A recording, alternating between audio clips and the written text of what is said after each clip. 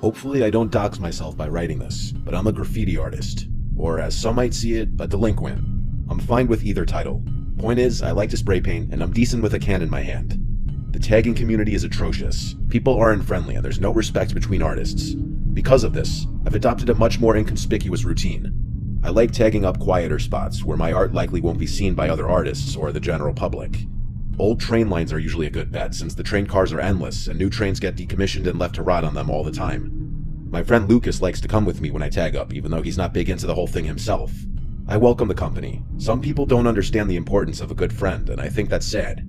Most of my other friends don't seem to respect my time or interests as much as he seems to. Lucas and I found ourselves smoking on some nameless set of old tracks I found earlier that day on Google Maps. I'm not a big stoner myself, but he smokes a lot of weed, so I often indulge to match his vibe. It wasn't that late, maybe a little past 10 p.m. We finished a J and talked as we walked alongside the old, rusty freight train. Oddly enough, there wasn't a single tag on the entire train. It must have been recently moved here, I thought, excited that I'd get first dibs on such a good service. I tossed Lucas a can for him to mess around with, and I started doing my own thing. About 5 minutes later, I finished my first tag. I admired it for a bit before moving to the next car, then the next. About 15 minutes and 2 paint cans later, I had 3 decent tags up adjacent to one another, and I was pretty proud of myself for how they looked in combination with each other. Sorry in advance if this offends anyone, but I tend to discard my empty cans wherever they go dry. So I flung them back the way we had come, enjoying the satisfying clattering sound a ball bearing makes when bouncing around the inside of an empty can. I then caught up with Lucas, who had seemingly rolled and lit another joint, neglecting the paint I had given him. For context, the reason I'm not a big stoner is because I started getting unbearable anxiety highs much more frequently, maybe 90% of the time. In hindsight, smoking 2 J's with Lucas was a borderline detrimental decision. After all, we were doing something illegal, which was already pretty anxiety-inducing. I smoked the second joint anyway, confident that I'd be okay. As soon as the final sparks floated off the J, that's when we heard it. A muffled clang from somewhere behind us rang out into the night. The two of us froze and stared into the darkness. I could feel droplets of sweat forming around my neck as adrenaline began coursing through me. I couldn't tell if the sound had come from outside of the train or from inside one of the cars. It was hard to tell which option was worse. We waited for a full minute in silence, and nothing. That's when I whipped out my phone and recorded this video. Bro, what the fuck was that? No. No way, bro. You fucking heard that? I heard that shit. What the fuck? Bro! What? Ah, fuck! As the video shows, whoever made that noise picked up one of my empty paint cans and threw it at us, before chasing and shouting at us. You can't really see the paint can in the video, but I swear to you, that's what the first sound was. As we frantically made our escape, whoever was behind us yelled, "You better not trip, boy." A few seconds later, an actual gunshot sounded off behind us, almost causing Lucas to trip and fall. It startled me so much that my finger slipped off the record button on Snapchat and the video cut out. We bolted down the tracks until they intersected a main road and didn't stop running until we were a safe distance away. I don't think I've ever been more terrified in my entire life. It didn't help that I was stoned out of my mind. My hands were literally shaking. So were Lucas's. We found our way back to the car and drove home in silence. What was I supposed to do? Call the police? I was literally breaking the law. That wasn't an option. The story doesn't end there, though. I actually went back to those tracks a few weeks later, but this time during the day and equipped with my trusty Glock 17. To my surprise, the train was still there. Despite that, there was a pretty glaring difference this time around.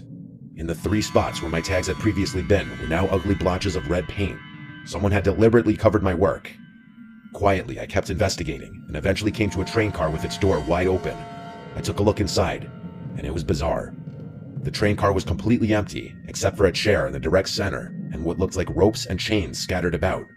Some of the ropes were wrapped around the legs of the chair, and others were just lying on the floor. The weirdest part was the smell, though. The whole car smelled like bleach. If you closed your eyes, you would have guessed you were in a cleaning supply closet. I can't overstate the smell, though. It literally smelled like the whole train car had been doused in bleach. I went to take a picture of the scene when I thought I heard a metal clang somewhere further down the train. I could have imagined it, but I wasn't taking any chances. That was enough for me. I was out of there as quickly as I had come. I've told so many people this story, and none of them could rationalize that psycho's actions in a way that makes sense. I doubt a homeless person would be able to get their hands on a gun, but I can't fathom why someone other than a homeless person would respond so aggressively, and why they decided to cover up my tags is another mystery. I think the most disturbing aspect of this whole thing was the chair in the middle of the train car. I really want to go back to those tracks just to take a picture of what I saw, but I haven't worked up the courage to. I have no idea if whoever was there that night was really shooting to kill us or just trying to scare us, but sometimes, late at night, when it's just me and my thoughts, I can still hear that shot ringing in my ears.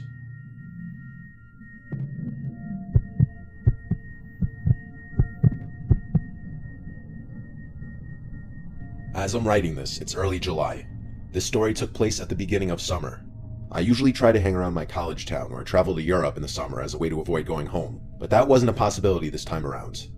I found myself reluctantly returning home at the beginning of the summer. I just had to make it through 1 week, and then I'd be on a plane to Germany. I didn't really feel like seeing any of my old friends, but I wasn't too keen on staying home either, so I found myself waking up early and spending my entire days hiking, watching movies, or even just driving around aimlessly. It was my last day home. I was getting bored of the stuff I had been doing and wanted to do something a little more exciting. My friends and I used to train hop, one of the many unruly activities that I had since cut out of my life. I decided what the hell and drove to a secluded set of tracks I knew about. Freight trains always passed through here, so I knew there would be many options. The tracks were surrounded by trees and various flora, part of the reason I had chosen them. The last thing I needed was to be caught for doing an illegal activity after having been clean for so many years. I parked my car and made my way over to the tracks. Let me describe the layout so it's easy to understand. This specific set of tracks ran through the trees for a while before entering a tunnel. There was a very small clearing on the other side of the tunnel and then a massive bridge over the water. My friends and I used to ride the train all the way across the bridge, but since it was just me, I would have no way of getting back to my car unless I felt like walking 10 miles. So I decided that I'd hop on the train and take it through the tunnel, hop off, and get a peaceful walk back to my car. I walked along the tracks and waited for a train to pass. It was probably 2 or 3 in the afternoon. Finally, after about 10 minutes of walking, I started to feel the familiar vibration in the rails.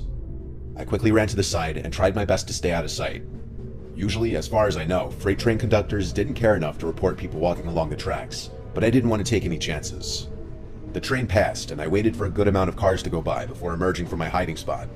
I picked a car that looked easily attainable and began jogging alongside the train like I had done 100 times before. Once I was confident enough, I grabbed hold of the ladder and swung myself up. It was pretty easy. The train wasn't traveling very quickly. As my part of the train was about to enter the tunnel, I saw a strange flash of light from up ahead. I assumed it was a spark from the train or something, but truth be told, I had never seen anything like it before. I hoped there wasn't an errant wire or something dangerous in the tunnel, but it was too late to hop off. The train started picking up speed since the tunnel was perfectly straight, and I closed my eyes as the adrenaline rush started coming on. Just then, I felt a hand reach out from the darkness and literally grab my leg. I lost my footing and nearly slipped, but my hands were firmly gripping the train. I screamed and kicked, but the train sped by before I could make contact with anything. Before I could even comprehend what just happened, I felt another hand slap against my leg. I screamed again before scrambling up the ladder, hopefully out of reach. My heart was racing. What the hell just happened? The train exited the tunnel, and I hopped off without thinking. I waited for the train to completely pass and watched it chug over the bridge. I remember pacing back and forth in the little clearing, thinking about what just happened. Like, were there really people in the tunnel, and what could they possibly be doing there? Why the hell would they try to drag me down? All these thoughts and more were racing through my mind when a stark realization struck me in the face. The only way back to my car was through the tunnel. There was absolutely no chance in hell I was walking back through that tunnel with those people in there, especially since they'd be able to see my silhouette and I'd be walking through darkness. I sat on the ground for what felt like forever. There was no other option. I couldn't walk across the bridge without risking my life. A train could come along at any second and the bridge was too long. I considered calling someone to come rescue me, but I wasn't even sure if they'd be able to do anything. Police weren't an option. I was breaking the law just being here. I had no choice. I picked up a rock and started making my way through the tunnel. There were 2 people in there, which I knew for a fact, but there could have been more. I had no idea. I got about halfway to the point where I felt the second set of hands, when I heard something. A faint clicking was coming from somewhere in the tunnel. It sounded like a human clicking their tongue, but it could have been made by a machine. It was honestly hard to tell. I froze and thought to myself, continuing to walk this tunnel was a death sentence. I felt a rush of confidence and pulled out my phone. "You better stay back or I'll shoot," I threatened, my words echoing off the tunnel walls. There was a moment of silence. The clicking stopped as quickly as it had begun. I was obviously bluffing about having a gun, but I figured it was better to bluff than just walk in silence. I then pulled up a video on YouTube of a gunshot sound effect, turned up my phone's volume, and played it. It was honestly louder than I was expecting, and with the echo of the tunnel, I prayed to God that whoever was in there bought it. Without waiting another second, I sprinted full speed into the darkness, bracing myself for a fight. I didn't stop running until I had reached the other side. By some miracle, no one tried to grab me. After making it out of the tunnel, I looked back. There was another flash from deep in the tunnel. This time, though, It subsided long enough for me to clearly see two silhouettes standing on the tracks facing me. That was it for me. I turned to leave, but as I was jogging away, the nastiest screech I've ever heard emanated from the tunnel. It sounded barbaric, definitely human, but far from normal. I don't plan on ever train hopping again.